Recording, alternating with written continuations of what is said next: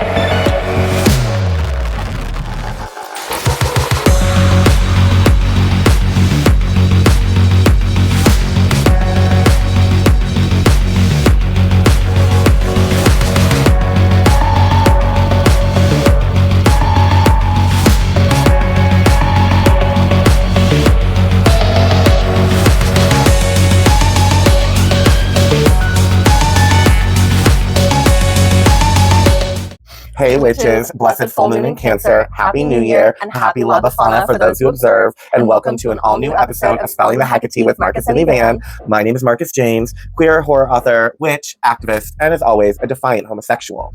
And my name is Evan Freeman Casey. I am a practicing witch, a legal assistant, a fiction editor, and a big old lipstick lesbian. If you are new here, welcome. I hope that you are going to enjoy this episode. And if you haven't seen any of our other episodes, I encourage you to watch them. They're really fun, really fantastic. We just got done doing our winter solstice special. This year it was the Saturnalia. So check that out. Really fun. And if you are returning with us, welcome back. We thank you so much. Either way, we drop episodes every new moon and full moon. And if you like what you see, you enjoy it, you love it, then please do not forget to like, comment, subscribe, and share, and help us to continue to build our beautifully baneful and blessed coven right here in our corner of the circle. Where we are two homos, one cauldron, and it is always a spellbindingly good time. Absolutely, rooty tooty, fruit and fresh and fruity. All right, so yeah, the holidays are still happening. Yes, it is drawing to a close. Yes, but drawing to a close, but still happening. Very much. As we said, happy Labafana to those who celebrate. Labafana, as we discussed before in our first winter solstice special, and we've mentioned in this one, and we're mentioning now, in Italy, there is a Christmas witch, Labafana, who delivers gifts to children on her broomstick on the night of January. Is it the night of January 5th, and then they wake up on the 6th? Yeah, I think they wake up on the 6th. Yes. Correct us if we're wrong. If we're wrong, and it's the night of the 6th, and you wake up on the 7th. But I believe it's children go to bed the night of January 5th, the eve of the Epiphany, and then they wake up on the 6th, and they have their stockings and gifts dropped off by the Christmas witch. So yeah, we are going to celebrate that. It's our first year. We're going to celebrate and watch the fun holiday film, The Legend of the Christmas Witch. Again, yes, and we do watch that for Witchy Media review last year, so go check that out. Super fun holiday film. Highly recommend it, and we are on the hunt for the sequel, which is also the prequel. And hopefully we can find it, because we desperately were wanting to watch it this year. We really do. Yeah, so everyone obviously else who is just moving forward, you are now recovering from Christmas, winter solstice, Yule, Saturnalia, Mithras, Invictus, Sol Invictus, Christmas, New Year's, etc. And all the things. And yeah, probably feeling burnt out. I definitely feel burnt out too. Oh, I do too. So, right there with you. Absolutely. Yeah. What do we have going on today on this full moon episode of Spelling the HEKA-TEA with Marcus and Evan? Obviously, witchcraft in the news, as per usual. As always. And then, because it's that time of the month, Astrology Mixology. Gotcha. And then on to our main topic, which is Gnostic knowledge and Deific downloads versus make-believe and wishful thinking. So we're going to get all into what is communication and Gnostic knowledge that is also verifiable that you have in communion with deity, etc. And what is just maybe you imagining a conversation or message that is not actually happening, and it is best to keep that to yourself. Right. And we have the Chilling Adventures of Sabrina. It's season 1, episode 4, The Witch Academy. So, yay! I know we jumped ahead into the future with the Midwinter's Tale, and now we're going backwards. We are back on our regular timeline. Yes. Of course, we have SpellCraft, which is New Year's SpellCraft. So that's fun. And then our Witchy Media review is the Rob Zombie film, The Lords of Salem, starring the charmingly whimsical manic pixie girl that is Sherry Moon Zombie. And yeah, so much more. So with that, welcome to the episode, and let's get right into it. Let's get it kicked off. With Witchcraft in the News, and Evan is going to kick us off with that. I shall indeed. So this story comes out of Houston, Texas. Okay. Where nothing good ever happens. No. Sorry if you're watching from Houston, but Yes. But nothing good seems to happen for witch and pagan shit out there. Exactly. So this woman posted this story on Reddit originally, and she had been with her employer for 2 years. Okay. And basically what had happened was she was discussing her witchcraft practice with another coworker who was also a practicing witch. They were discussing witch to witch, kind of just general conversation. Now the management of the company found out about this. The manager was a very devout Christian. Of course. I get the feeling this is a small business. So there's just kind of one head of the company, and whatever they say goes. So yeah, the Christian manager found out, and she fired her on the spot. Okay. Initially, she was not given any reason for the termination beyond, quote, ongoing issues. Okay. I like that blanket excuse. Right. Yeah. However, when she reached out to unemployment to file her claim, the unemployment agent explained that that the employer had stated it was for discussion of witchcraft and spells with her coworker. Interesting. And then said which made her uncomfortable. However, as we've said, the coworker was a practicing witch herself, and these discussions were mutual witch-to-witch conversations. Now that coworker was not fired, but the one who was targeted was. Well, right, because you're shielding yourself. Yes. Because then you can say, well, no, it's not because of that. Because look, I still have this other witch here. Right. So, unfortunately, I guess I have this other witch here. I do. I have another witch right here. Oh, yes, you do. Anywho, we're both fired. We are. Next episode won't be happening. Yeah, no. We're firing ourselves. It'll be a new house. Yeah, it's a Christian podcast now. Yes, exactly. Turning Point, check it over. I did. Sorry. Anywho, so unfortunately, because of what the employer reported to unemployment, this woman was also denied unemployment. So. But why? Okay, so what I don't understand is, and maybe I'm jumping ahead and it's already, and you're about to get to it, but like, why would that be grounds for denying unemployment? Exactly. That you were talking about witchcraft, paganism, etc., with another witch, and like that made the owner uncomfortable. But why is that grounds for denying unemployment when it is a protected religion? Exactly. That's what I'm not understanding as well. Because from what because it's the sale. From what I understand, like the only reasons that you would be able to deny unemployment was if it was like performance based. Right. Like not religious based. Right. So she took this story to Reddit legal advice because she hadn't been going anywhere with the avenues that she was taking. The top upvoted commenter recommended appealing the unemployment denial, filing an EEOC complaint, and then getting a consult with an employment attorney to pursue the case further. So unfortunately, that's kind of where it stands as of right now. I'm sure that she is taking those avenues, but we have not found out how that went for her. I hope that it goes better for her, but this is just absolutely awful. I mean, it's clear religious discrimination. Yeah, such bullshit. It's ridiculous. It's just such bullshit. Oh my gosh. And I'm sure, this is probably the kind of thing that is permissible in the state of Texas. Oh, I mean, yeah. Well, in Texas is a right to work state. Yeah, exactly. To fire, whatever, right to fire. So, when I lived in Texas, it was terrifying, and there were so many times that I flat out got denied a job. Like I would apply for a job in an interview and flat out get told that I wasn't getting it because I was gay. Right. So like, and there was literally, and I had tried to pursue legal recourse and there was no legal recourse for me. Now I'm sure I could have gotten it all the way to the Supreme Court, blah, blah, blah, but I didn't have the money to do that. Pursue that, yeah. So it just kind of, the buck stopped there at, okay, well, as far as I can financially take this is what the law says, and Texas can do whatever the fuck they want. Exactly. So, and nothing's changed because it's Texas. Right. So yeah, that fucking sucks. I know, it's awful. So next we are on our way to Stonehenge for the winter solstice recap.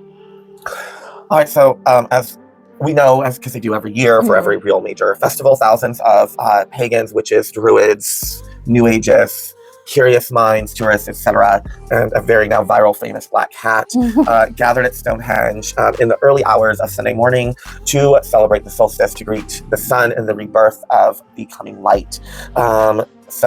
So many came, many dressed in traditional pagan clothing or interpretation or idea of what they think traditional pagan clothing would look like. Mostly are, but I'm sure mostly historical accurate because there's plenty of illustrations, paintings, artifacts, etc. to show us how people dressed back then. But people are also creative with shit like that too. Just as they did, 6 months ago for summer solstice. So obviously amongst all the people who converged were a lot of like local business owners. Win Scott, who is a curator at the English Heritage and supervises events around Stonehenge, welcomed people to the gathering and told Hits Radio, there's just a fantastic atmosphere here. So many different people, different kinds of people as well. Many pagans, druids, all sorts of people. It's got that power, hasn't it? This incredible site that it draws people from all different walks of life. There's something about Stonehenge that appeals to people in so many different ways, and it's lovely to share that. For one person, Bradley O'Neill, being able to go was a dream come true. He traveled to Britain from Australia and said that to experience the solstice at Stonehenge had been on his bucket list. I just like old mysteries. The world is full of questions, and I'm not going to get many answers either. But I'm sure going to see something special, O'Neill said. Today we get to touch the stones and feel the energy, the presence they have. It's actually fantastic. I feel special in my heart. For Golnar Puya, celebrating the solstice at Stonehenge held special meaning. They identify as a Persian Zoroastrian, which is recognized as it is one of the world's oldest monotheistic religions, whose members have celebrated the solstice for more than 2,500 years. She said she and her family usually celebrate at home here in the United States, and this was her first time attending the celebrations in the UK. We stay up all night. We have lots of pomegranates, which symbolize rebirth, and life. We gather with family. We read poetry until the sun rises, and the celebration is that the darkness is now over. For us, it's not a religious event, it's more a tradition. It's spectacular to see so many people from so many different cultures coming together from so many different regions just to see the sun rise and light come back to the earth. So I just think that that's great. And I thought it would be nice, just to have a little recap of this year's solstice greetings at Stonehenge. I do hope that for the show and for ourselves, and obviously for so many reasons, but as part of the show, I hope that eventually we could go do something like that and document that for the show. I would love to do that. I mean, such a bucket list item for me too. Yes. But it would just be so magical to document it as part of the show as well. Oh yeah, absolutely. So next up, we are taking a little trip to Norway. So a highway project on the E6 near Vingrom, Norway, uncovered a pagan temple site recently, filled with gold foil miniatures created about 1,400 years ago. Okay. Archaeologists lifted a handful of fingernail-sized foils, each showing a man and a woman, from the soil near Lake Mjøsa in Norway. This work was led by Catherine Steen. Again, as always, apologies for any mispronunciations. She is an archaeologist at the Museum of Cultural History and at the University of Oslo. She tracks resource use and settlement in Norway's mountain areas during the Iron Age, which is really cool. That is really cool. So at this site, about 30 similar foils, bringing the site's total to 35, was found. So that's a lot, just kind of in one specific area, which is really awesome. Yeah. So it was a temple measuring 49 feet, which was a long and large size for a temple back in its day. Researchers date the findings to the I'm going to butcher this word, to the Merovingian period, which was in early medieval Scandinavia before the Vikings, which started around 550 AD. That era kind of mixed farm life with new power centers, and leaders used feasts, gifts, and religion to build loyalty. So people likely gathered in halls for sacrifices, meetings, and seasonal rites tied to the local farm. So as far as what is a gold foil figurine, researchers call these bulgabar, and they're tiny stamped gold foils that show human figures. One overview refers to more than 3,000 across Scandinavia. So there's different kinds of figurines that have been found, such as they can depict like clothing, hair, and gesture details. It's kind of like a portrait of life as it was at that time. Each gold foil holds a little medal, so people probably value the message and the act of giving more than the actual value of the gold that's contained in it.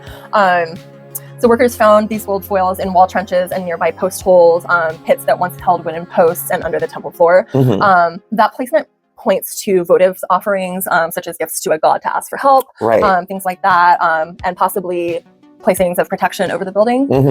So not many of these have actually been found in Norway, so this is a very rare find. So very, very cool that this happened.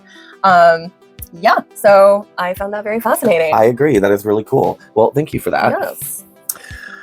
So, to not so great national news, Yay. The continued destruction of everything by the current administration.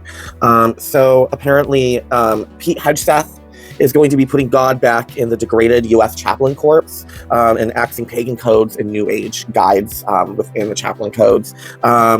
So earlier this week, just a little background, the U.S. Chaplain Corps was actually established by George Washington in 1775, and it is an evolving, growing, living, documented way of life that's supposed to continue to evolve and grow with the face of the people, blah, blah, blah. That's just like our Constitution. It's ever evolving. It's supposed to be, blah, blah, blah.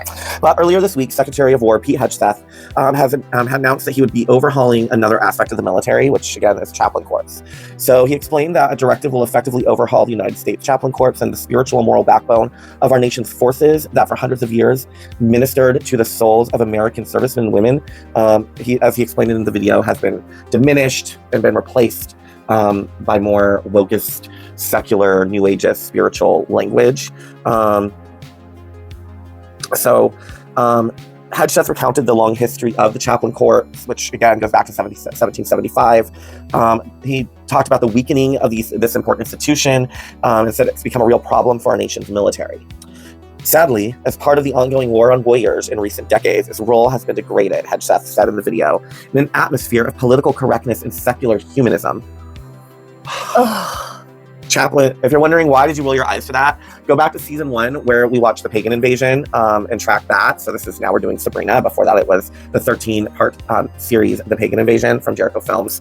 And they talk about humanism as if it's an actual religion, and it's just so it's coded language that now we recognize, and Hedgeseth being the age he is, which is within our age bracket roughly, I think maybe a little bit older, but still within our bracket, that means that more than likely that is language he grew up with. So that's just why we were rolling our eyes. Chaplains have been minimized, viewed by many as therapists instead of ministers. Faith and virtue were traded for self-help and self-care. As evidence of the New Age influence in the military, one of the things he did was refer to the United States Army Spiritual Fitness Guide, which mentions God only once and virtue not at all, even though 82% of the military identify as religious. Okay, but that doesn't mean Christianity. Right. So apparently Hedgeseth ordered the elimination of this unacceptable and unserious spiritual fitness guide because of the simplification of the faith and belief coding system, which he says is an overly complex classification system of over 200 different beliefs. So the Faith and Belief Code was expanded in March of 2017. The expansion just went into more detailed distinctions about Protestant denominations, as well as including alternative belief systems like magic and spiritualist, Wicca, pagan, witchcraft, New Age, churches, humanist, and heathen.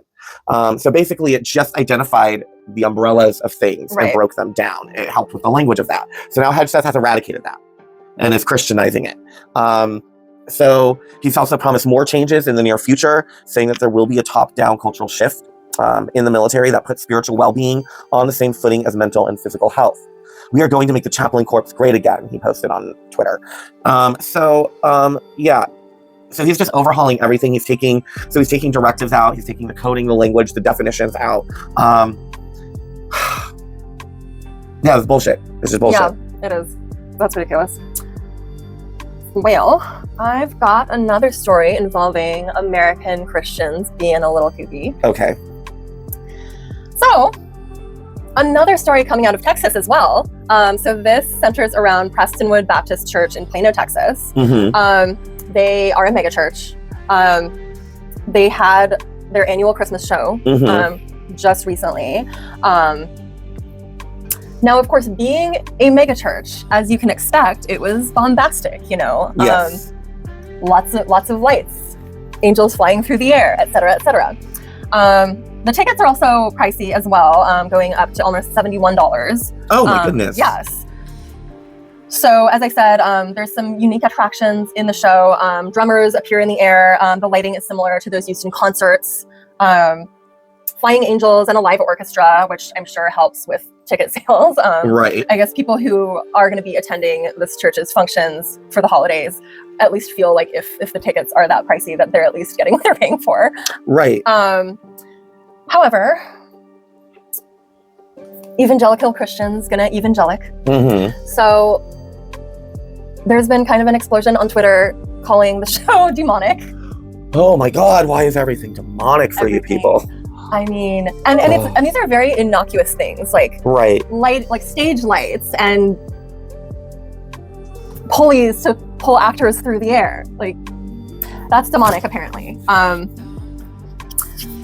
One user claimed that he had attended the celebration, describing it as a form of paganism. Oh my goodness. I don't know. So he said, "I've been to this. It's essentially an hour of paganism with 15 minutes of Jesus sprinkled in at the end. Total joke." Okay. Another said, "The hardest part about this is I'm trying to decide if I'm more offended as a Christian or as a lighting designer," which says a lot about how the show is, I guess. Right, yeah. Although some people kind of came to a defense about it. One said, "As much as I personally love to recommend mass, I think we should also just leave these people alone and let them have their fun. It's not Christ-like to mock innocent people." Isn't it though? Right. Isn't that what you guys do, like, all the time? Right. I would really like to know how much this production costs the folks that give money to this so-called church, which same. Yeah, I mean, that's valid. Yeah. But all in all, it doesn't seem like there was anything in this show that was overtly or pagan at all. It was just an over-the-top Christmas show. Right. It was a Christmas spectacular, extravaganza, if you will. So yeah, that's a little kooky to me.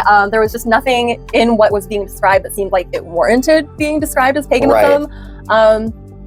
It feels like they want a return to the true, like, Puritanism. Yes. Where looking up at the sky and enjoying it was evil. Yes. Well, and I think about, like, my grandpa's evangelical church, and one of the holiday shows they did, and the set was really cool shit. Yeah. But it was basically like a very Christian knockoff of A Christmas Carol. Right. But, like, super, super Christian and all about the nativity and blah, blah, blah. And there weren't any, like, ghosts. There were some angels, blah, blah, blah, you know, but it was very, very, but the whole thing was Jesus. Right. But it was in Victorian England, and it was it was Victorian America. Okay. And it was, I mean, I enjoyed it as a Dickensian fan. I just hated all the Christian shit. Right. And there was so much of it. But, like, that's the same thing. Mm-hmm. Like, it's literally the same thing. It's a Christmas spectacular. Yes. With Jesus, a lot of Jesus. Like, yeah, I'm sure there was more than 15 minutes. Yeah, you have to keep it interesting. Exactly. Like, it's a holiday show. You don't want people bored. You want people happy. You want them entertained. Especially when they paid $70 a head for tickets. Right. I mean, that is crazy. Like, my grandpa's church didn't charge you. You could just show up and attend. Right. So that's the thing to me. It was fucking $70 a head. Like, but otherwise, like, yeah, I'm not getting the connection that they're making through this, and well, it's just like the country thing. Yes, I feel like so many of these stories that we cover, I'm not seeing the demon that they are seeing. No, there's just a huge, like, mental disconnect. Yeah. So I know we're doing Astrology Mixology for the month, but we would talk about the numerology of 2026, which is a year of powerful beginnings. So, kind of briefly, numerology says that 2026 is a universal year one, which is all about leadership and new beginnings. It emphasizes self-awareness, independence, action for personal growth. So with any type of spell work that you're going to do, any type of manifesting, bringing things towards you, creating, etc., you need to make sure, as always, that you have clear goals and use self-driven efforts, which is all stuff we know, but I think we can always just kind of get lapse in how sometimes it is just as easy as wiggling your nose. Mm-hmm. You know what I mean? Yeah. Sometimes it is just as easy as doing a spell and it happens and you're good. And sometimes we can forget that no, you still really do have to put the work in. Exactly. The spell just ensures your success. So the year 9, which was 2025, had a lot of karmic endings going on, which I would agree with that. Yeah, spiritual. I would too, and when we think karmic, we think, oh, baggage from the past, or maybe atonements or something that we are now finally being released of. But it just honestly means spiritual. It means any type of release. So an example, the passing of a relative or a friend, like just there was a lot of endings happening on an energetic level is basically what that means. And maybe that for you does mean closing the chapter on some atonements for things you have done in a past life, whether a past life previously lived and died, or a past life of your own that you symbolically died from and have since reborn and become a different person since. This year, 2026, I think we've all been feeling like very kind of like, it feels kind of different. Like maybe things are finally, the tide is turning.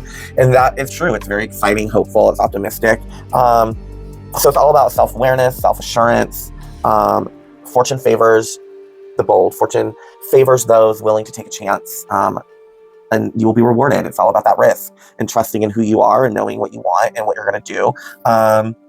Kind of background on the root numbers in numerology and what they mean. 0 is all about fresh starts, infinities, and potential. Again, with 1, leadership, initiation, new beginnings.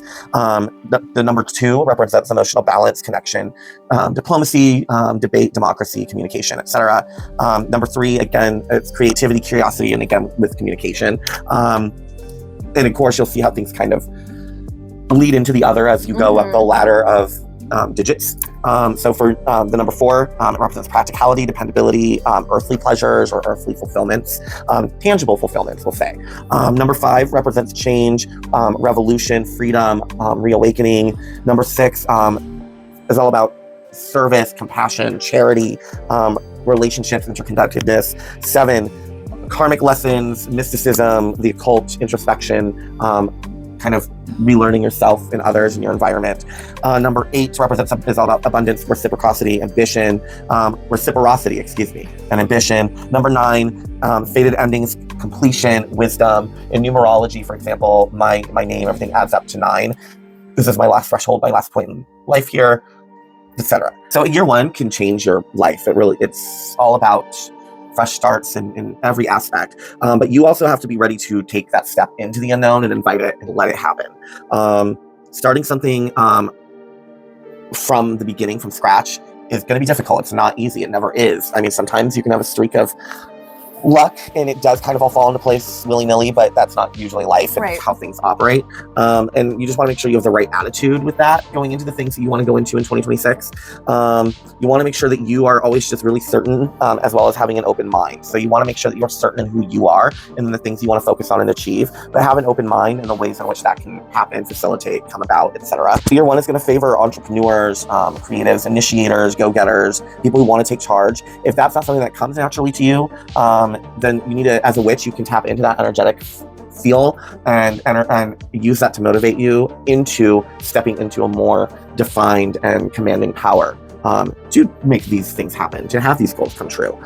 So the universal year 1 is going to be more inclined to help you if you're willing to fail in order to succeed. Again, it's always about that risk. You have to take that initiative and know that you are willing to fail miserably at it, but it's more important for you to have to try.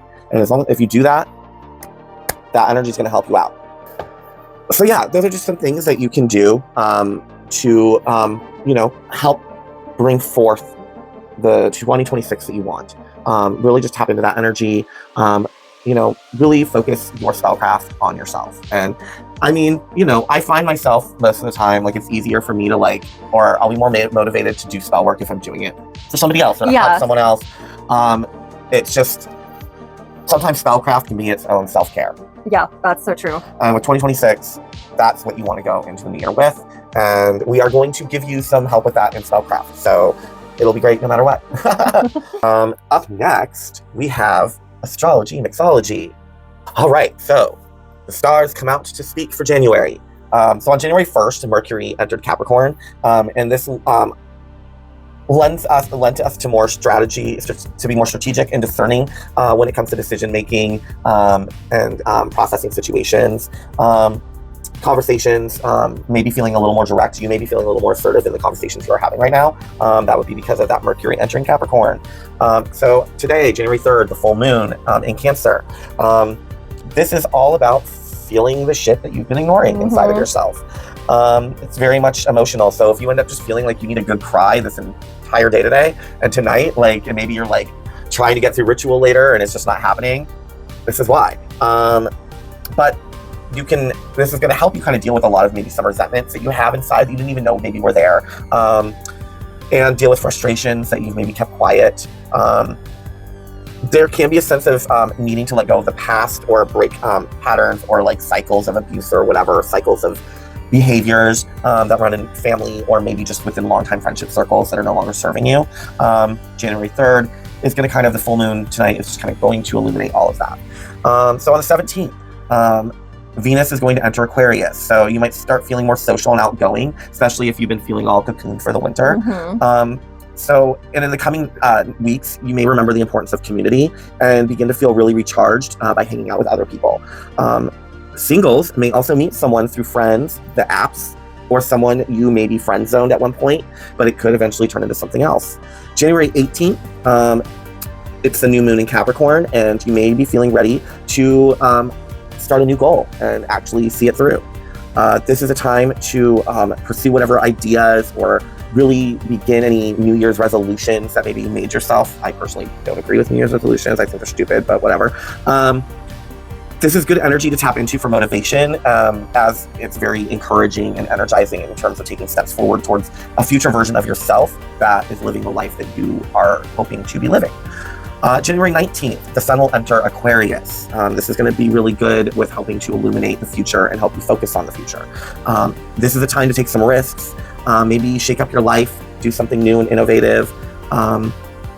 You know that maybe you have to do something you've never done before in order to finally achieve what you've been wanting to achieve. How can you, maybe it'll help you turn your ideas towards your community. How can you leverage your talents and gifts to help the community and help those around you? January 20th, Mercury enters Aquarius. This is very much, could be putting you in a more social mood. You might feel eager to connect with others who share similar interests, hobbies, insights, magical practices as you do. Maybe if you've never joined a coven before, you will feel motivated to do so, or just open up about your witchcraft, your spirituality, your polytheism with other people, your faith with other people. If you like volunteering, this might be a good time to begin that process. If you have been lacking in hanging out with your friends, this is a good time to start focusing on your friendships and start having more hangouts. January 23rd, Mars moves into Aquarius. So this is all about feeling more motivated within yourself to stand up for what you believe in. We're entering a new year. We're entering the second year of this regime, and who knows what's ahead, and who knows why we're going to be feeling this way. Right. On January 23rd. So, I mean, so that's right near the anniversary. Yeah.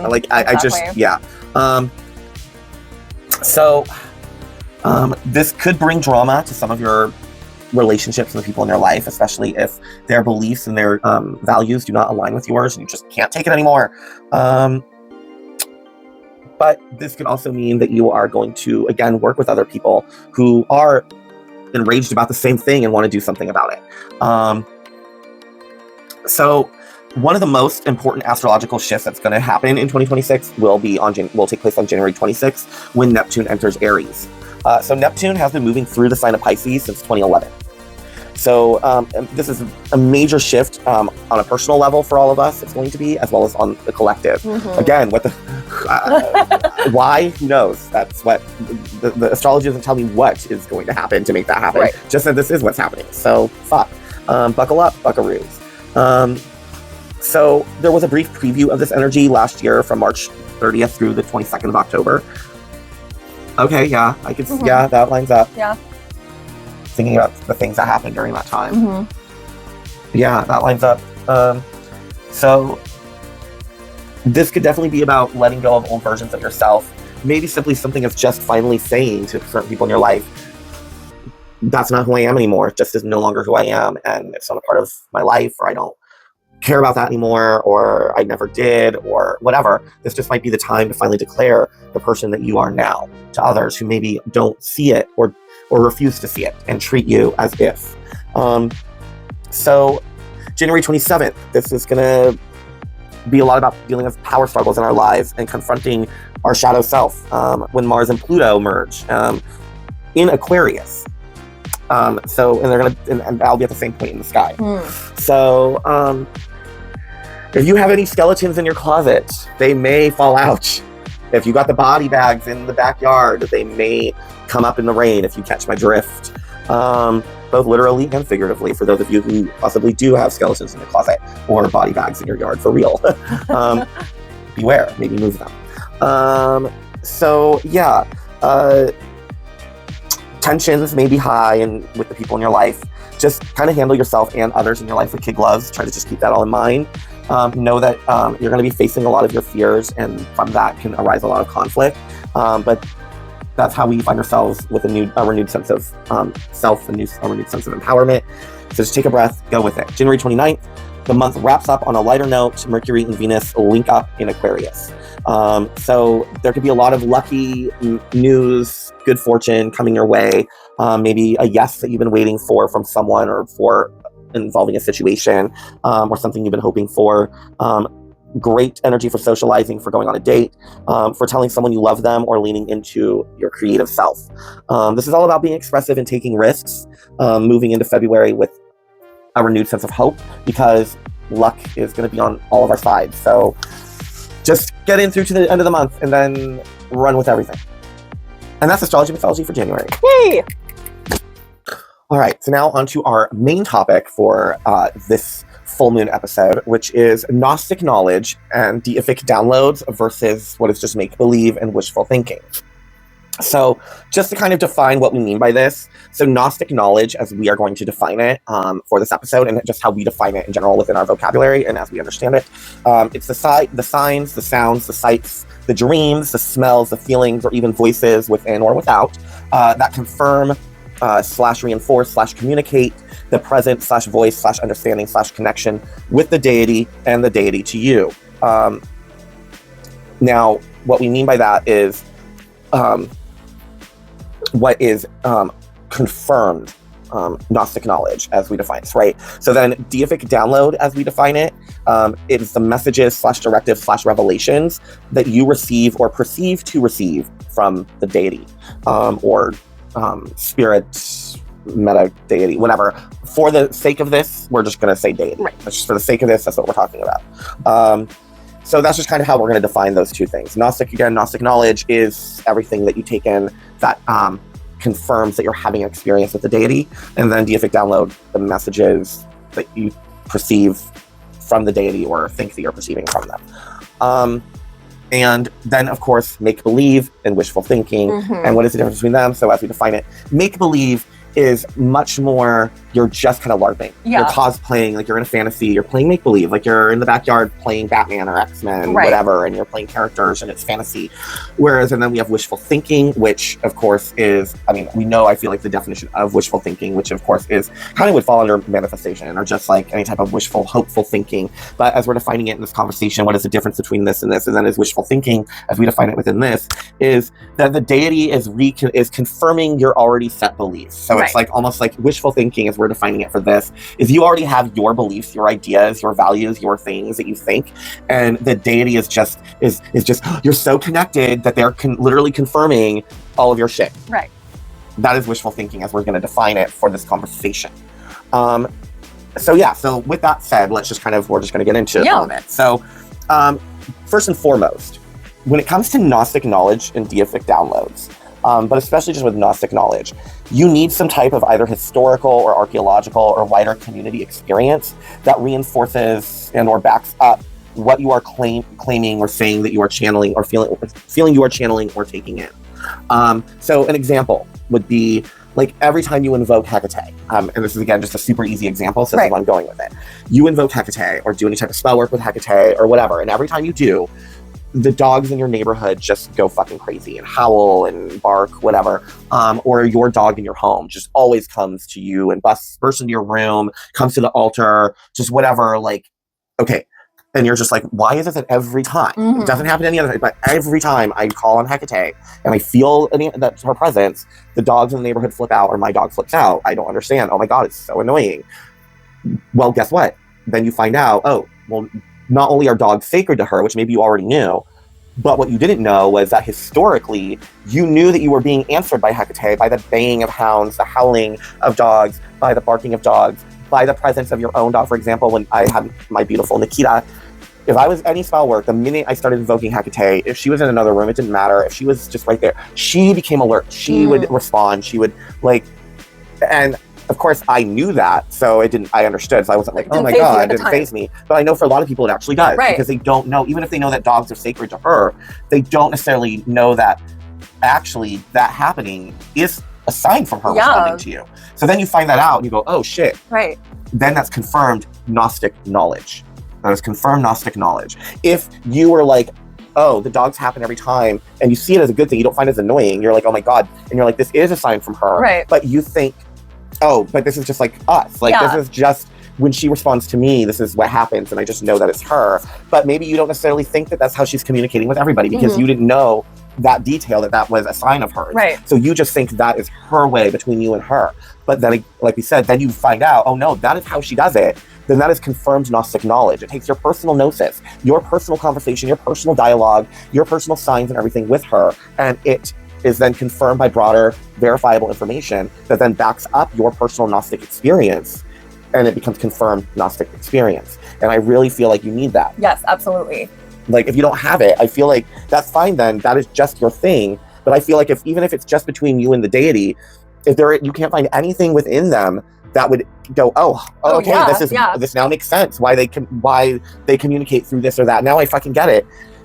I mean, all hats to you, but I'll be honest with you. Anytime, have I had experiences of like what I felt in the moment was Gnostic knowledge, or a personal gnosis with a deity, and then couldn't find anything to like confirm that as like that I could use to verify and say, yes, that was from the deity. Because you have to remember, you need to be doing this for yourself to make sure you know who you're talking to, or the response that you're getting is from who you want it to be. So you should be trying to confirm any personal gnosis that you're having or any deific downloads you're having. And we'll get into that more later, but just, you should be doing that no matter what. But have I had experiences like that where it's like, oh my God, and it's so amazing, but then I can't find anything to back up that? Yes. Yes. But I will tell you, I've discarded it every single time. There's not a single thing that I've experienced, no matter how profound. And I've had some profound experiences where I'm like, oh shit, that's HEKA-TEA talking to me. That's fucking Santa Muerte. That's fucking, who else have I worked with? That I could say, oh, that's fucking Arabia. That's fucking, Inanna Ishtar. But the minute I can't find anything that relates to that or backs it up to confirm to me that that was a confirmed experience with them, I don't discredit that it was an experience, and maybe it came from them, but I don't know that. I can't confirm that that's anything that they would even remotely relate to them. And no, it doesn't always have to be, well, because this is a list of their favorite foods, or this is a list of how they appear, that's the end all be all. No, of course not. That's not what I'm saying.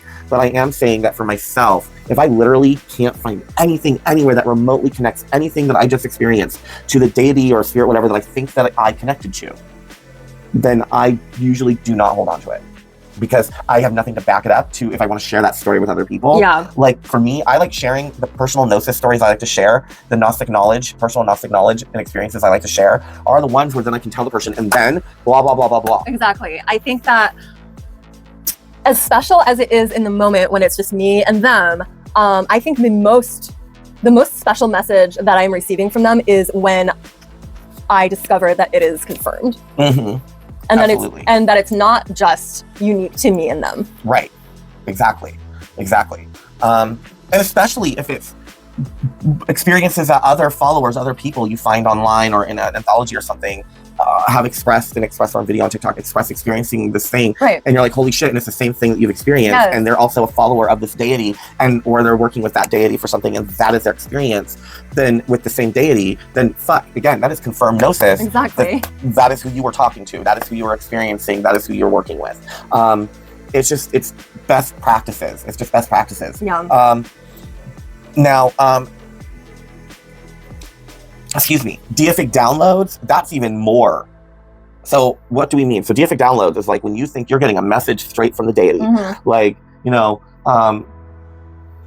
Freya says this, you know, Freya has come through, Hel has come through, and she has said, I hate green eggs and ham. I don't like them, said Hel I am.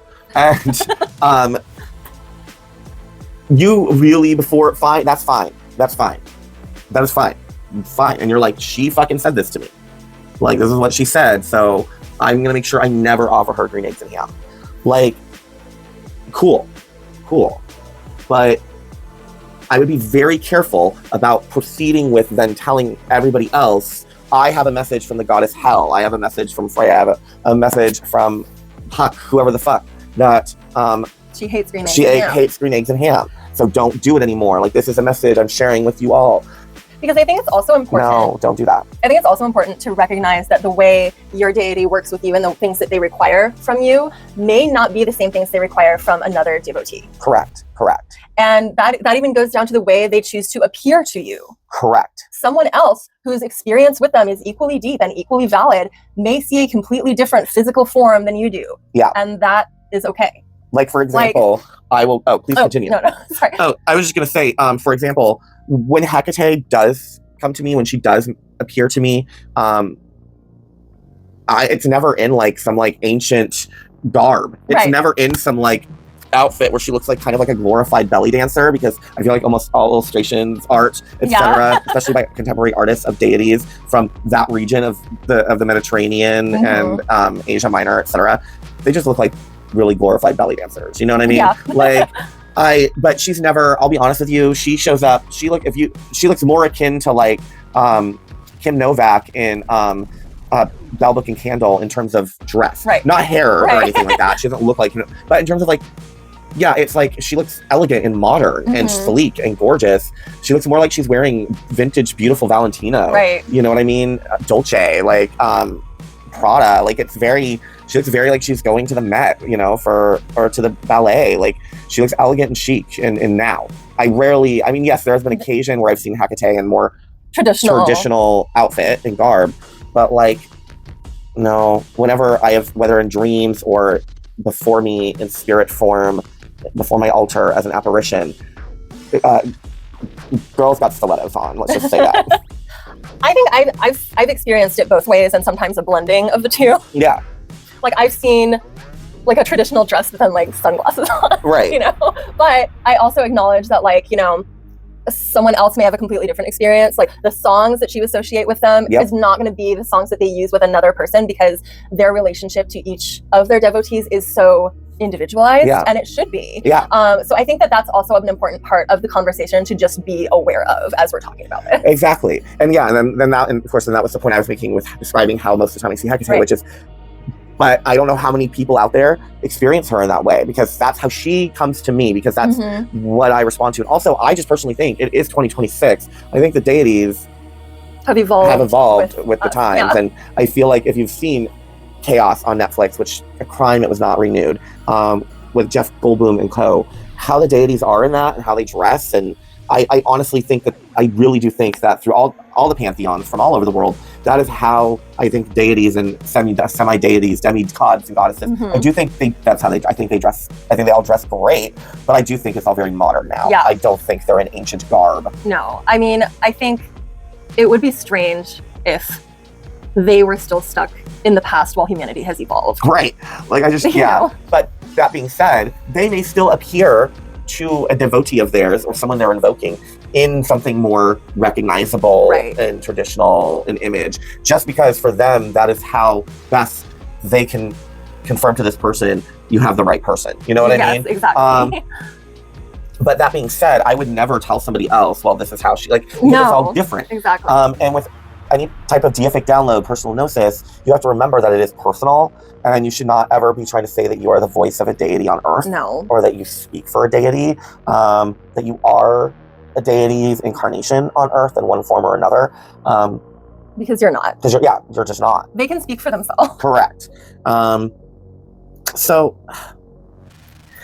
when is it appropriate to share deific downloads with others in terms of coven, online, social, just with other people in your life?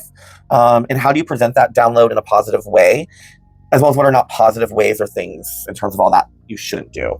I mean, definitely, I think when it comes to personal gnosis, again, once it's confirmed, I think that is when you can maybe share it with your coven or with friends or with... Yes. I think if you are having a conversation with just your friends, right, and it's a spiritual conversation, and you're like, oh my God, the other day I was in ritual, and this happened, and I got this message came through, and oh my God, like, and it's just with your friend, and you're just... Right, you're just comparing pagan stories together, right, or maybe not even they're pagan, maybe it's just you like to share, and you guys are having that kind of conversation, and you decide to share that, and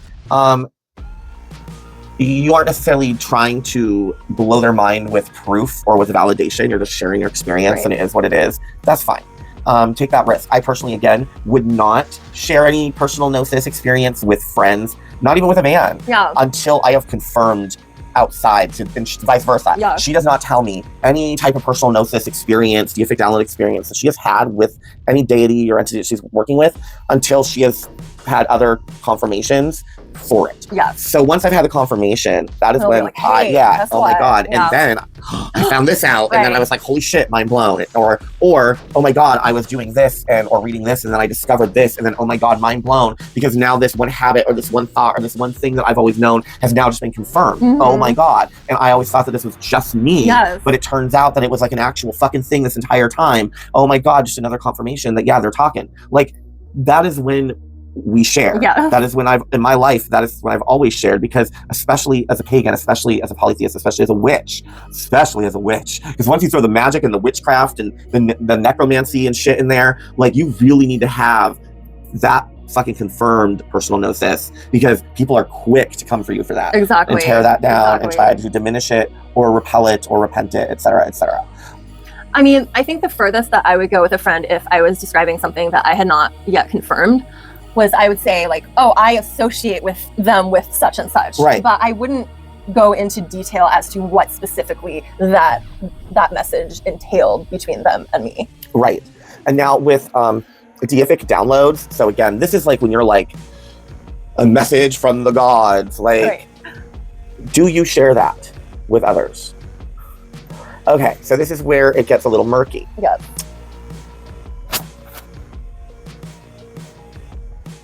I'm going to say no. I don't think you do either. I don't think so either. Because you need to... It's harder to confirm deific download. Yes. That is, especially if it's like conversation message, that is between you and the deity. Exactly. That is not... I don't actually ever think that the deity is wanting you to spread this message and say, this is coming from them. Exactly. I don't care who you are. I don't think that... you should, for example, go on the media, go on television, go on a podcast, go on even just on your social media, and be like, you guys, I have a message from who's a deity we could go with that we haven't mentioned before. Thor. I have a message from Thor in regards to what you should do moving forward, on what everyone needs to do moving forward during a thunderstorm with a hammer. And yes, you should be waving a hammer around during a lightning thunderstorm. Like, and you need to do that. And Thor came direct to me and said this and told me to tell you all that you need to do this. And if you do not do this, then Thor is not going to work with you. Thor is not going to help you. Thor is actually going to fucking smash, like the Hulk. Thor, smash! Like, as I say, like, no. Keep that to yourself. Keep that to yourself. Like, that just, you don't speak, no. And I'm not saying that as a discredit and say that is not what Thor said to you.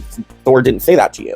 I am not saying that. If you work with Thor and Thor came and you had a deific download and Thor was like, from now on, wave your hammer around. Wave your hammer around in the rainstorm outside. Fucking, I don't care how cold or hot it is out. I don't care the time. Like, I don't care how dangerous.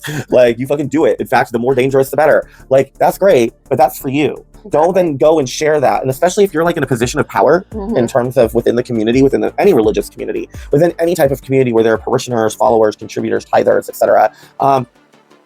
No, you do not then turn around and just share these deific downloads. Like, don't go on your social and be like, I have a message from the goddess and she says, I know, I just don't want to try to think of of a specific goddess right now, so I'm just going with a blanket, the goddess right now. So insert whichever goddess you want here. But, I have a message from the goddess that is, so important, you guys. You have to, like, she came straight through, and this is what she, like, and she said, like,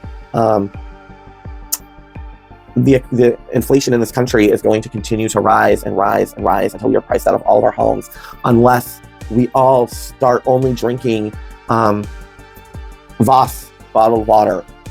And like, if we don't do that, like, it's the only way. We have to drink this Icelandic bottled water because it is the purest, snowiest waters, and this is what we have to drink. And she said this to me, like, and she said, like, this is gonna get worse and worse, blah blah blah. Like, so we got to do this. Like, we have to do this. This is a message. Blah, blah.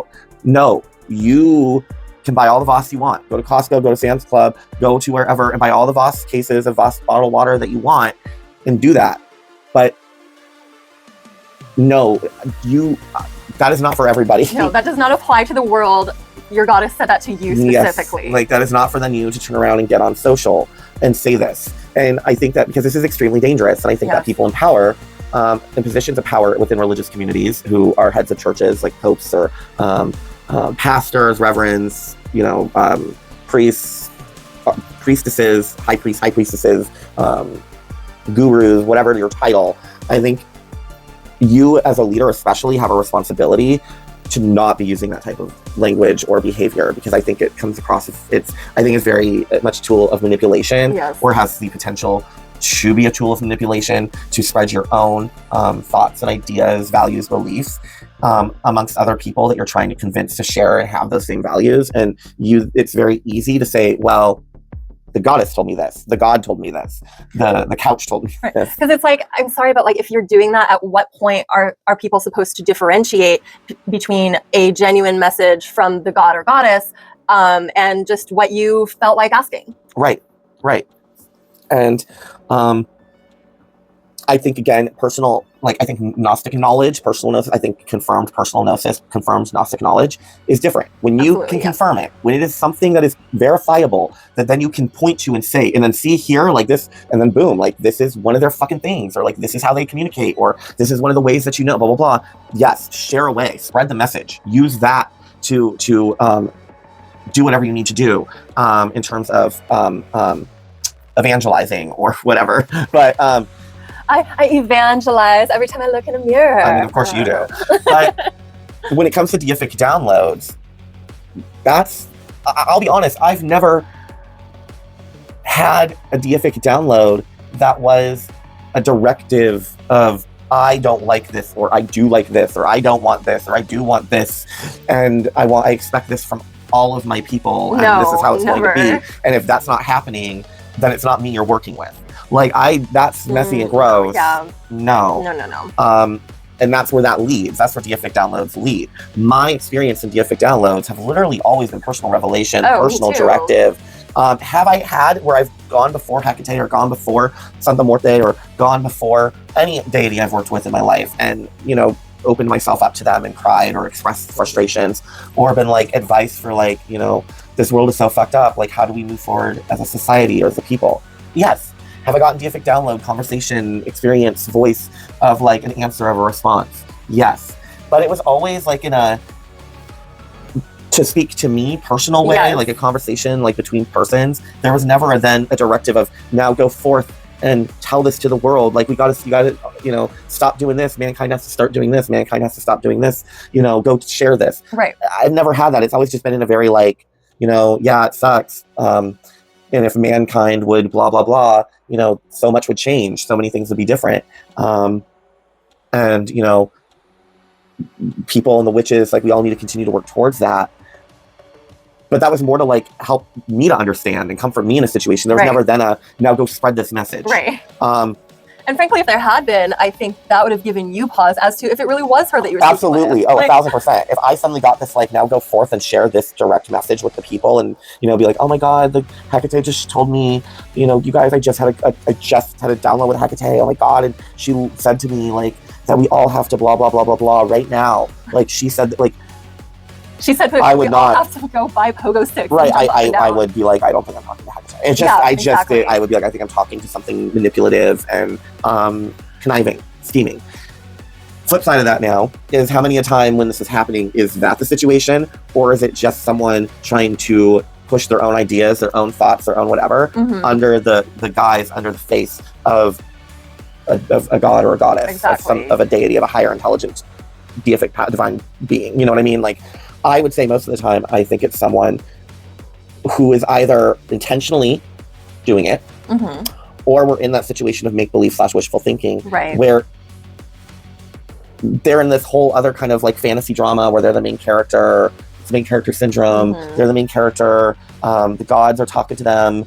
They are the voice of this deity. What they say is gospel because they have a connection. They got that direct phone line that we talked about last year, back in like, I think an episode back in like May or something, where we kind of talked on this subject of having that phone, that you got to have that direct line to God, like, and to not trust that when people present that and say that they have that, and therefore boop.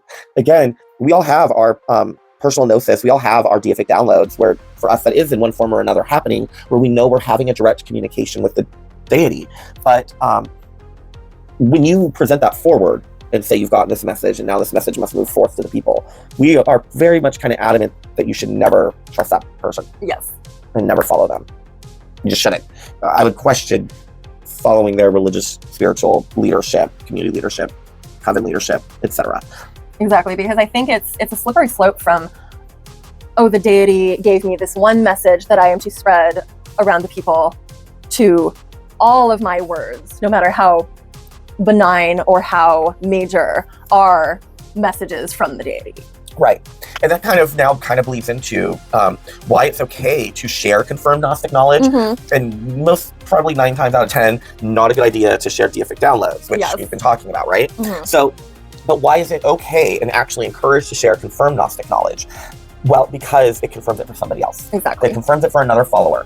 When you can confirm your Gnostic knowledge or Gnostic experience with a download or with a deity, and you can confirm that communication,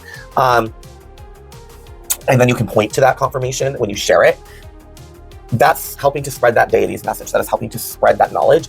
And for another follower of that deity, or someone who has maybe felt called but isn't following them yet, but maybe has felt called, and those, whatever that is one of the things that has been occurring for them, you're confirming for them that, yeah, this is actually a thing, and you're not crazy, and proceed. Yes.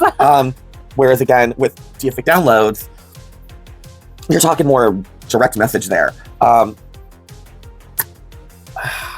That's just, it's harder to confirm that stuff. I've had deific downloads that were confirmable things, but by and large, I mean, maybe like once or twice. Most of the time, deific download is very in the moment, and it's not personal and communicative and channeled, and it's not usually about signs of shit. You're having a dialogue. There's an answer coming through to a question maybe you've had, or guidance you've needed, or just comfort you need to shoot the shit or have a giggle. Like, it's not necessarily, there's nothing really there you can confirm. So how can anyone know it's actually coming from them? And that, especially if what you're saying contradicts their own personal gnosis with that deity, it's very, how then are you going to achieve your goal of being like, this is true because I say, like, and because I am getting it from them and they say, and I'm just the messenger, blah, blah, blah. How can we know that? Right. Because you have a title, because you run a congregation of some kind, because, you are the Pope. Like, so therefore you're the Pope and you're talking at the Basilica of St. Peter. So like, therefore therefore that just validates it because you are the head of a church or a congregation, etc., coven, etc. No, it doesn't. Just because you say has caused a lot of problems in the world when religious people, especially religious leaders, do that. Absolutely. So sharing personal gnosis, confirmed personal gnosis, confirmed, always confirmed. Always confirmed. It's totally fine. Go forth with that. Cite the sources of confirmation. Like, go ahead and do it. But when it comes to deific downloads, always keep that to yourself. If you get one and it says, now go share this forth, like, you are now my voice, well, fucking question, you need to question that. Absolutely. And I would question and not proceed forward. If you are proceeding forward, I would question why. What are your motives? What are your intentions? Because it seems, especially if the deity or deities are just really constantly confirming your own held beliefs and your own views and your own way of seeing the world. And I would then, and then you're sharing that with, let's say, a coven or something. Well, what is the point of that? Is it because you're trying to gain followers? Is this collaborative, or is it, I am the high priest, I am the high priestess, I am the pastor, I am the reverend, I am the pope, whatever, I am the walrus, Pikachu. So therefore, what I say goes, and I am the voice, and that is how it works. And which, unfortunately, we see a lot of in Wicca, and in more structured things like that. And we are not a fan of that. No. Never have been. And see, for me, if the deity, or what you perceive to be the deity, is confirming your own personally held beliefs and the things that you see, that I would question above all, because in my own personal experience, any deity that I have spent any time working with has pushed me out of my comfort zone. Yeah. They're not going to reinforce your own bullshit. No, most of the time. I mean, I in terms of everyone I've spoken to, like, I feel like people who have had true divine experience, connection, work with a deity, whatever, a lot of things, ideas that they've had, perceptions, ways that maybe they behaved, etc., all fall away and become something completely different. Exactly. And you find out that I'll be honest, there's a lot of things that through my journey, and you're always learning, and I've been working with HEKA-TEA my entire fucking life, and I am still always discovering and learning new things within my depth and journey with her. Exactly. But I will tell you that along that depth and journey, there have been times when I have felt a distance or whatever, right? And I have learned and realized that it was because of how I was behaving, how I was treating other people, the space I was in my life, whatever. And that was contrary to who she was. And therefore was like, I love you, but I don't have time I'm not hanging out with you right now. I have had ideas about certain things, values, whatever, that I've basically was then told, like, if you and I are gonna fucking work together and have a relationship together, then you need to change this behavior, or you need to let this go, or you need to fucking change your mindset about this. Like, I'm definitely an ever evolving person, and I'm certainly not who I was in 2003, who I was in 2006 when Blackmore, at the end of 2006, early 2007, when my book Blackmore first came out. At 22, I am not the same as I was then. Oh no. In any capacity. Absolutely like not. I am not. I mean, intrinsically, yes, I am the same person. I have always had my values and beliefs and my ideals and ideas of right and wrong, etc. But in terms of the Marcus I was then, and how I behaved, how I acted, whatever. Fundamentally different. I am not that person anymore. No one should be. Amanda and I came into each other's lives in 2009. And I can tell you, neither one of us, we've even talked about it. We asked, like, at the core, are we the same people? Of course. But we are not the same people we were in 2009. Exactly. And if you 15, 20 years later, if you were to see video of yourself, you are literally the same freaking person, then that's a problem. And your journey with deity should be ever evolving, ever changing, and should ever be evolving and ever changing you. Absolutely. And I think that kind of goes back to what you were discussing with how you see HEKA-TEA and the dress that she uses when she comes to you. Or dresses. Dresses. Yes. I meant like dress as in style. Yes, the style. Yes. If you can look at yourself and say, while I'm fundamentally the same person, I am also very, very different in terms of my ideals, my values, even what I wear, as I was even 5 years ago. Why do you not expect that the deities will be the same? Right, exactly. And I also think that, I just think that it gets really, really dangerous when we start saying that we're speaking for a deity. Yes, I agree. I think it's very, very dangerous, again, when people in positions of power, of leadership, say that they are the voice for a deity, that they are spreading the message of a deity. To me, I feel like there is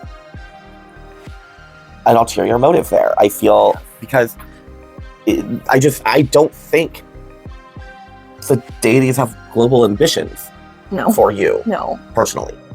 I just think we have seen time and time again when people claim to have this connection, especially people in positions of power and in leadership, it is abused. And rarely is it any genuine message of life-changing importance. Usually it's just kind of recycled nonsense that, like, oh, money is corrupt and evil, and we gotta move away from destructive capitalism and move into something else that benefits other people, blah blah blah. That's great and that's beautiful, but that's recycled.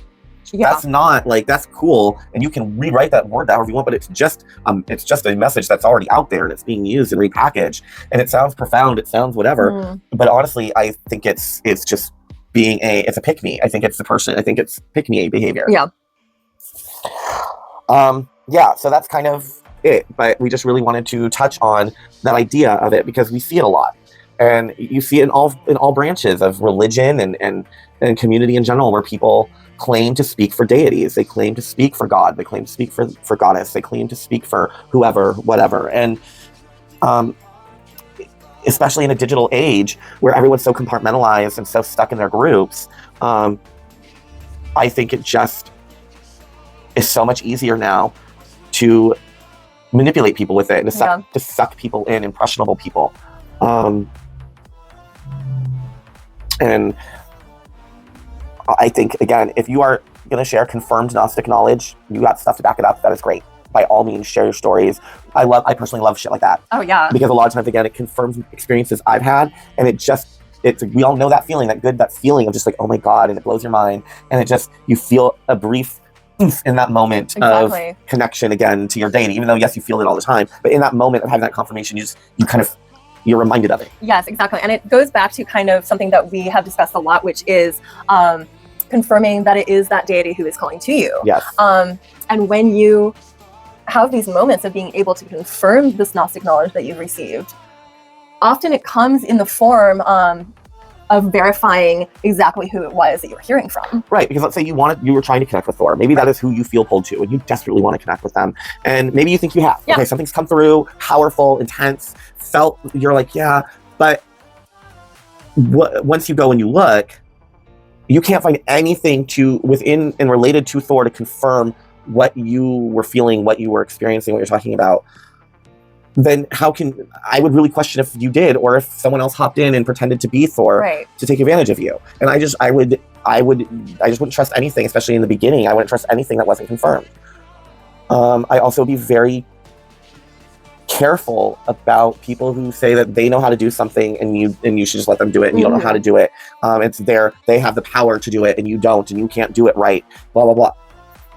Again, that's control. Exactly. That is the abuse of position, that is abuse of leadership, that is abuse of power.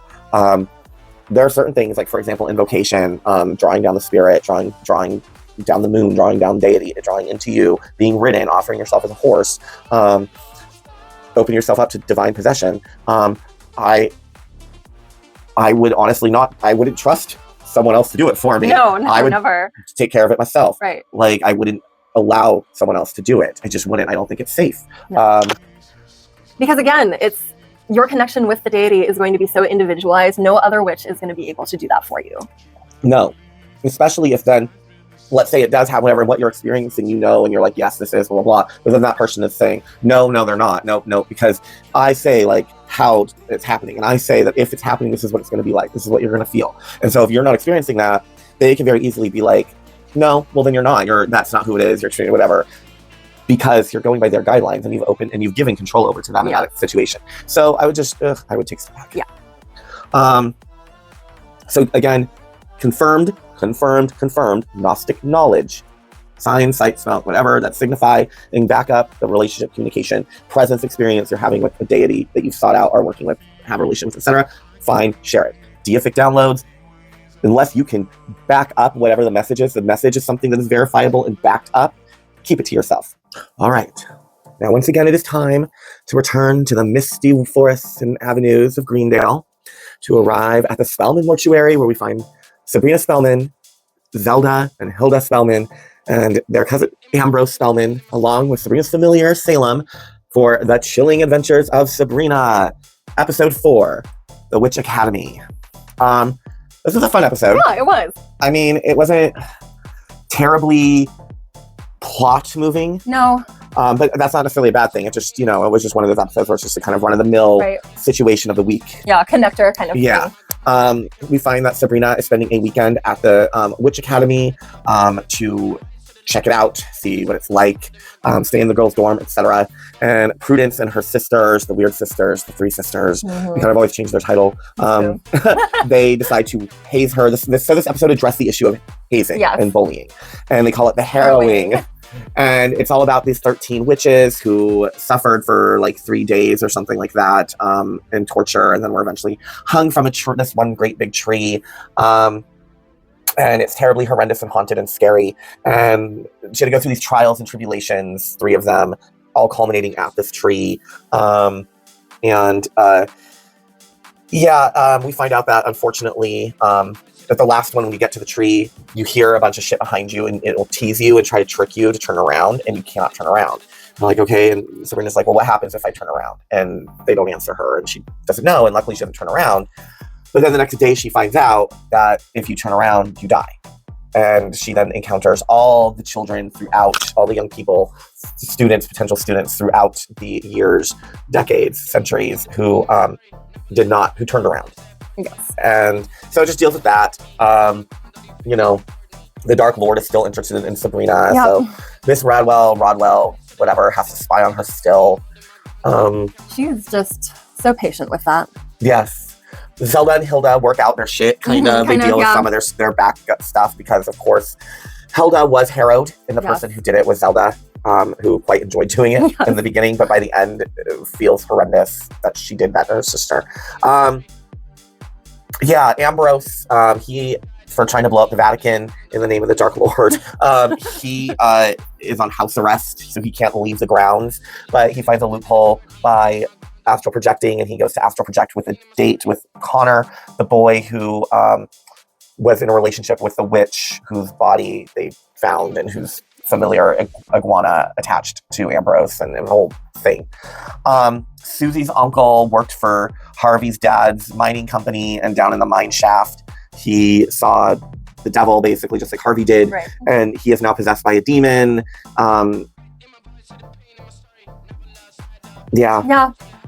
It was a fun episode. It's a fun episode, but it's not like a revelatory thing to discuss. There was a major plot. Oh my gosh.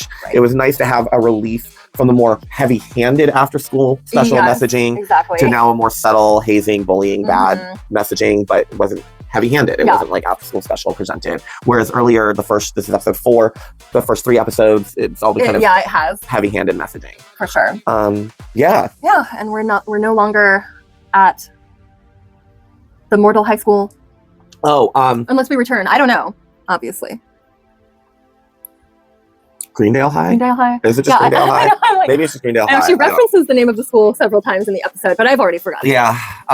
But that being said, Zelda is an icon. She is. I love Zelda. And so is Miss Rodwell. Right, Lilith. Yeah. She's an icon. Because it's Lilith. No, it's just because the actress and the character is well written. Right. The actress is an icon and her clothes are iconic. Right. Super excited for episode 5. Me too. All right. Next we have SpellCraft for the new year. Okay. Once again, we are pulling from Judika Ellis's The Element of Encyclopedia of 5,000 Spells, which weighs like 5,000 pounds. It does. Don't drop it on your foot. No. If you don't have this book, get this book. Okay, so this is a calendar oracle for the new year. This is based on a Russian New Year's fortune-telling game. Okay. So let's grab our vodkas and get into it. Not vodka, but cheers. Yeah, cheers. We would be incoherent by the end of the episode if this was vodka. Yes, we would. Okay, so basically you invite a bunch of people to a divination party. Okay. Doesn't matter how many people, just however many friends you can gather in one spot. So everybody brings some sort of spring water, magical formulated water, whatever, plus a ring or other small metal charm. They should not be identical to each other, but each one should be distinct and identifiable. Okay. So each person places their charm or ring into the cauldron. Okay. Traditionally, a crucifix is also placed into the cauldron, although you can also use things like a pentacle, a horseshoe, etc. Blah, blah, blah. So each person pours their sacred water into the cauldron as well, simultaneously making a secret wish. I can talk today, I promise. So when all of the water has been blended together, it's sprinkled with mugwort and oats. Then you toss in 1 lit charcoal per person. Okay. The supervisor stirs the cauldron with his or her left little finger. Okay. The cauldron is then covered, and then 1 by 1, each person chants a rhyme that alludes to his or her secret wish. Following each rhyme, the supervisor reaches into the covered cauldron and fishes out one of the charms. The charm provides clues as to the success of each person's desire. And when the ritual is complete, the charms or rings can be exchanged or returned to the original owner as desired. However, the water cannot remain in the house, and it must be immediately emptied out into a crossroads. Okay. So there we have it. That is quite a lot of steps, but it sounds like it would be a lot of fun. Yeah, so, and it's not a New Year's Eve thing. Obviously, it's just something to do for the new year. Yes. So I usually say you have the entire month of January to count as and maybe the first week up until Valentine's Day. I feel like you have up until Valentine's Day to be it's the new year. It's now the new year. Exactly. And then I feel like once you hit Valentine's Day, you hit the next major holiday that we know of as a culture. Obviously, we have in bulk and things like that. But Valentine's Day is that first major for the, I think that once you hit that, then you're not, it's the new year. It's New Year type rituals, things that are specific for the time of the new year. I feel like are done. Yeah. You know what I mean? So yeah, thank you for that. Yeah, that's super fun. I would play that, honestly. I would too. So there you have it. Maybe we'll do it on the next New Year. Yeah, just a little New Year's magic for you. And again, if you do not have it, get the Element Encyclopedia of 5,000 Spells. You will thank me for it. You will thank me for it. Absolutely. If it's not in here, it probably doesn't exist. All right. Last but not least, it is time for Witchy Media Review. 2012's The Lords of Salem, written and directed by Rob Zombie, starring his wife, Sherry Moon Zombie, and his usual kind of cast of regular actors. We have the actor Bruce Davison, who is very much a character actor that you've seen in everything. And he plays Francis Matthias, a scholar of Salem and of witchcraft and everything. Sherry Moon Zombie plays Heidi Hawthorne, or Adelaide Heidi Hawthorne. She is a descendant of Jonathan Hawthorne, witch hunter, in Salem, Massachusetts, 1696. It also stars the amazing Judy Geeson as the landlady, Lacey Doyle, of the building that Heidi lives in. We have the actress Meg Foster. She plays the witch Margaret Morgan and her coven of 6 Lords of Salem. Who are all ladies. We have the amazing Patricia Quinn, who is most famously known as Magenta in The Maid and Rocky Horror Picture Show. And she plays Megan, and she is just fabulous and reads palms and is drunk. And oh my gosh, I didn't even clock that was her. Yes. Wow. And then we have the actress Dee Wallace, who most people know from Cujo and from The Howling. And she plays Sunny. And these are all Lacey's sisters. Heidi is a DJ at a radio station in Salem, Massachusetts, and they're pretty naughty and they're shock jock radio type shit.